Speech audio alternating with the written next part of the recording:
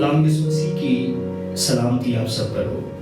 मेरा नाम इसकाल रियाज है और मैं खुदा की शुक्रगुजारी करता हूँ कि आप हमें इस चैनल से देखते रहते हैं और कलाम के सीखने के सिलसिले में आप हमारे साथ रहते हैं। आप सबसे जो नए हैं, गुजारिश है कि इस चैनल को सब्सक्राइब करें ताकि हर नया पैगाम जो यहाँ अपलोड किया जाता है सबसे पहले उसका नोटिफिकेशन आप तक जाए। और ज़रूर सब्सक्राइब करने के बाद बेल आइकन को भी प्रेस कीजिए ताकि हमारी हर वीडियो आप तक पहुँच सके। और ज़रूर इन वीडियोस के लिंक को ना सिर्फ अपने फैमिली के साथ बल्कि दोस्तों के साथ और चर्च के लोगों के साथ भी ज़रूर शेयर करें। हाँ, ऐसे लोगों के साथ जो मुतलाशी हैं रोज़े के हकीकी मकसद को जानने के लिए। शुक्रिया।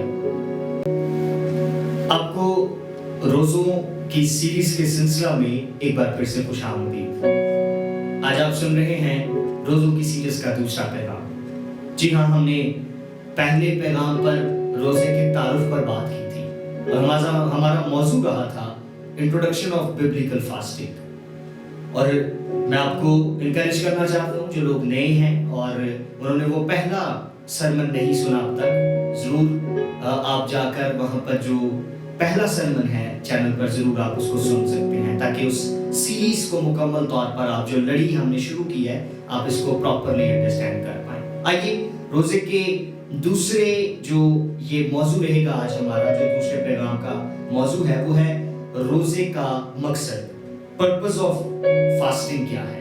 आइए इस मौजू पर बात करते हुए जो हमारा मरकजी हवाला है हम उसकी तलावत करेंगे। आइए वो निकालिएगा मेरे साथ अय्यूब की किताब और उसका 42वां बाब 4 और 6 आयत मरकजी आयत रहेगी, लेकिन हम इसकी तलावत पहली आयत से 6 आयत तक करेंगे। पुराने अहदनामे में से अहद अतीक में से अय्यूब 42वां बाब पहली 6 आयत। खुदा के कलाम में लिखा है, तब अय्यूब ने खुदावंद को यूं जवाब दिया, मैं जानता हूं कि तू सब कुछ कर सकता है और तेरा कोई इरादा रुक नहीं सकता। ये कौन है जो नादानी से मसलहत पर पर्दा डालता है, लेकिन मैंने जो ना समझा वही कहा, यानी ऐसी बातें जो मेरे लिए नहायत अजीब थी, जिनको मैं जानता ना था। मैं तेरी मिन्नत करता हूँ, सुन, मैं कुछ कहूँगा, मैं तुझसे सवाल करूँगा, तू मुझे बता। मैंने तेरी खबर कान से सुनी थी पर अब मेरी आंख तुझे देखती है, इसलिए मुझे अपने आप से नफरत है और मैं खाक और राख में तौबा करता हूँ। खुदा के पाक नाम के पढ़े सुने और कबूल किए जाने पर उसकी खास बरकत हो। अजीजों, अय्यूब जो खुदा का बंदा है और इसके लिए एक बड़ी मशहूर बात है कि ये पेशेंस से भरा हुआ है, सब्र से भरा हुआ शख्स था। और उलमा इसको अय्यूब साबिर के नाम से भी याद करते हैं। सब्र जो है वो इसकी जिंदगी का एक बड़ा खासा था। और जब मैं रोजे के ताल्लुक से बात कर रहा था और इस पर गौर कर रहा था तो मैं कह रहा था कि रोजा हमें दर हकीकत सब्र करना भी सिखाता है। हाँ जी, वो सब्र ना सिर्फ खुराक से बल्कि वो सब्र इस सारे वक्त में गुनाह से भी, वो सब्र उस सारी ख्वाहिशों के उन सारे बंधनों से भी हमें करना सिखाता है। और वैसे हमारी जो बुनियादी आयत रहेंगी वो 4 से 6 है, लेकिन मैं आपको पहली जो 3 आयत है उसमें बताना चाहता हूँ कि अय्यूब ने खुदावंद से गुफ्तगू की है और उसको जवाब दिया है। और जवाब क्या दिया है? लिखा है दूसरी आयत में, मैं जानता हूँ कि तू सब कुछ कर सकता है और तेरा कोई इरादा रुक नहीं सकता। याद रखिएगा, इससे पहले हम मकसद की तरफ जाएं, मैं आपको बताना चाहता हूँ कि वो कहता है कि मैं जानता हूँ कि तू सब कुछ कर सकता है। इससे पहले आप रोजे का मकसद रखें, आपको पता होना चाहिए कि खुदा सब कुछ कर सकता है। हम ऐसे यहोवा खुदा पर ईमान रखते हैं जो सब कुछ कर सकता है, जो कुछ नहीं कर सकता वो सब कुछ कर सकता है। मुझे और आपको एक ईमानदार होते हुए इस बात पर ईमान रखने की जरूरत है कि हम ऐसे खुदा के मानने वाले हैं कि जब हम कोई मकसद उसके सामने रखते हैं तो फिर वो सब कुछ कर सकता है। आगे लिखा, तेरा कोई इरादा रुक नहीं सकता। हाँ, वो कर तो सब कुछ सकता है, लेकिन कई मर्तबा बहुत सी बातें उसके इरादे का हिस्सा होती हैं। अजीजों, اس لیے کئی مرتبہ ہم کہتے ہیں میں نے روزہ رکھ کر بھی دعا کی، خدا نے میرا مقصد نہیں سنا، پورا نہیں کیا۔ کیوں؟ کیونکہ اس کا ارادہ تھا اور وہ اپنے ارادوں میں اٹل خدا ہے۔ تیسری آیت میں لکھا ہے یہ کون ہے جو نادانی سے مصلحت پر پردہ ڈالتا ہے۔ یہاں پر وہ کہتا ہے کہ خدا جو ہے نہیں ڈال سکتا مصلحت پر نادانی سے پردہ، لیکن میں نے جو نہ سمجھا وہی کہا۔ اب وہ کہہ رہا ہے کہ میری سمجھ ناقص ہے، اور یہاں پر آگے وہ کہتا ہے یعنی ایسی باتیں جو میرے لیے نہایت عجیب تھیں جن کو میں جانتا نہ تھا۔ خدا، یاد رکھیے گا، مقصد سے پہلے ہمیں ان دو باتوں کو غور کرنا ہے کہ خدا سب کچھ کر سکتا ہے، اس کے ارادے اٹل ہیں، وہ نادانی سے ہمیں چلنے نہیں دیتا، وہ ہمیں ہماری سمجھ کو بدل دیتا ہے، اور پھر جو باتیں عجیب معلوم ہوتی ہیں جس کو ہم سمجھنے میں قاصر رہتے ہیں، خدا ہمیں سمجھا دیتا ہے، اور پھر جب ہمیں سمجھ آ جاتی ہے تو پھر ہم کہتے ہیں واہ خداوند، میں تو اس بھید کو سمجھنے سے قاصر تھا، تیرے فضل کی بدولت یہ ممکن ہوا ہے۔ جو روزے کا مقصد ہے وہ کیا ہونا چاہیے؟ چوتھی آیت میں لکھا ہے میں تیری منت کرتا ہوں، سن، میں کچھ کہوں گا، میں تجھ سے سوال کروں گا، تو مجھے بتا۔ روزے کا پہلا مقصد ہے کہ خدا سے ہمیں کہنے کی ضرورت ہے کہ میں کچھ کہوں گا۔ روزے کا پہلا مقصد ہونا چاہیے خدا سے کچھ کہنا۔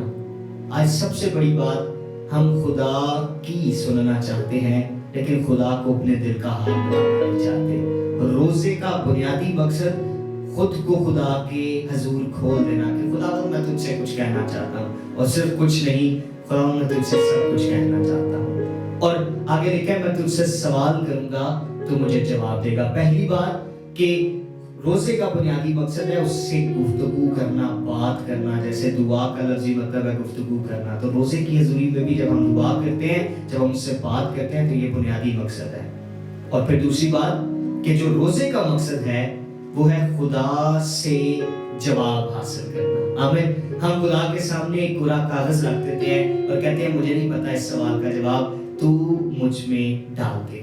اور خدا روزے کی حالت میں ہمیں زندگی کے معاملات کے، اور پھر اگر کچھ لوگ بائبل کے کچھ بھیدوں کو خدا سے سیکھنا چاہتے ہیں تو خدا آپ کو سارے دورانیہ میں سکھاتا ہے۔ سو پہلی جو ہم نے بات کی وہ یہ کہ روزے کا مقصد ہے خدا سے کچھ کہنا، خدا سے بات کرنا، اور پھر دوسری بات کہ خدا سے سوال کر کے جواب حاصل کرنا۔ تیسری بات جو ہے وہ 5ویں آیت میں نظر آتی ہے، لکھا ہے میں نے تیری خبر کان سے سنی تھی پر اب میری آنکھ تجھے دیکھتی ہے۔ روزہ جو تیسرا روزے کا مقصد ہے وہ ہے خدا کی آواز کان سے سننا۔ ہم جب روزے کی حالت میں خدا کے حضور آ جاتے ہیں تو پھر خدا کی آواز ہم اپنے کانوں سے سننے لگتے ہیں، اور خدا ہمیں سناتا ہے، وہ کہتا ہے بیٹھ میری حضوری میں اور تجھے میں اپنی آواز سناؤں گا۔ تو تیسرا مقصد ہے کہ روزہ کیوں ہم رکھنے لگے ہیں؟ تاکہ ہم خدا کی آواز کو اپنے کانوں سے سن سکیں۔ اور پھر چوتھا مقصد اسی آیت میں ہے، اور وہ ہے کہ پر اب میری آنکھ تجھے دیکھتی ہے۔ روزے کا مقصد خداوند کو دیکھنا ہے۔ آمین۔ ہم خدا کو دیکھنا چاہتے ہیں، ہم خدا کو دیکھتے ہیں روزے کی حالت میں۔ یہ سب سے بڑا مقصد جو ہے وہ ہمیں روزے کا نظر آتا ہے۔ اور پھر چھٹی آیت میں اگلا مقصد ہمیں پتہ چلتا ہے، وہ ہے اس لیے مجھے اپنے آپ سے نفرت ہے۔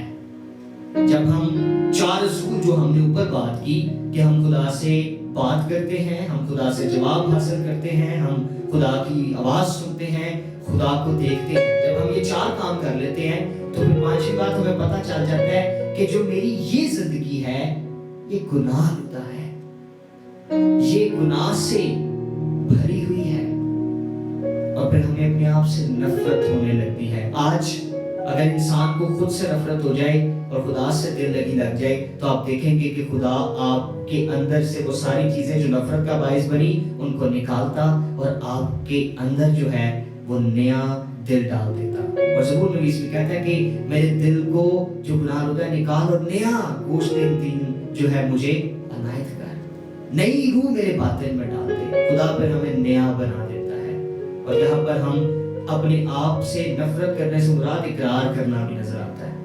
یاد رکھیے گا، جب ہم خدا کے حضور آ جاتے ہیں، جب ہم روزہ رکھتے ہیں، تو اس کا 5واں بڑا مقصد ہے کہ ہم اقرار کرتے ہیں، ہم اپنی غلطی کو تسلیم کرتے ہیں۔ یہ ہمارا 5واں بڑا مقصد، اور 6واں اور آخری مقصد ہمیں اسی آیت کے دوسرے حصے میں نظر آتا ہے۔ لکھا ہے، اور میں خاک اور راکھ میں توبہ کرتا ہوں۔ اقرار کرنے کے بعد بڑا مقصد جو ہم روزے کی حالت میں کرتے ہیں، اور وہ ہے توبہ، یعنی یو ٹرن، عہد کرنا۔ خدا میری زندگی میں یہ تھا اور میں اب یہ نہیں کروں گا۔ یہ ہے روزے کے 6 بڑے بنیادی مقصد، اور آج میں آپ کو انکریج کرنا چاہتا ہوں جو لوگ مجھے سن رہے ہیں، اگر آپ میں سے کوئی ایسا ہے جس کے لیے خدا نے آج یہ بات آپ تک پہنچائی، تو اس لنک کو یہی روک نہ دیجیے گا۔ اس پیغام کو سن کر یہ نہ کہہ دیجیے گا کہ یہ میرے لیے نہیں ہے۔ یہ الفاظ ہاں آپ کے لیے ہیں۔ خدا آپ سے پیار کرتا ہے، وہ چاہتا ہے کہ آپ اس کے ساتھ بات کریں، وہ چاہتا ہے کہ آپ اس سے سوال کریں، وہ جواب دیں، وہ چاہتا ہے آپ اس کی آواز اپنے کان سے سنیں، وہ چاہتا ہے کہ آپ اسے دیکھیں۔ کیسا عجیب خدا ہے کہ جو خود چاہتا ہے کہ میری خلقت مجھے دیکھ سکے، اور پھر جب آپ اس کو دیکھیں گے تو آپ کو اپنے آپ کو دیکھیں گے تو آپ کو پھر اقرار کرنے کا دل کرے گا کہ نہیں، جو میں کر رہا ہوں، جو زندگی میں گزار رہا ہوں، وہ اچھی اور درست نہیں ہے۔ اور جب آپ یہ کریں گے تو پھر آپ توبہ کے عمل تک پہنچیں گے، اور اب جب توبہ کر لیں گے تو خدا کی حضوری میں مقبول اور پسندیدہ ہو جائیں گے۔ خداوند مجھے اور آپ سب کو روزے کے ان 6 بڑے بنیادی مقاصد پر عمل کرنے کی، غور کرنے کی توفیق عنایت فرمائے۔ God bless you.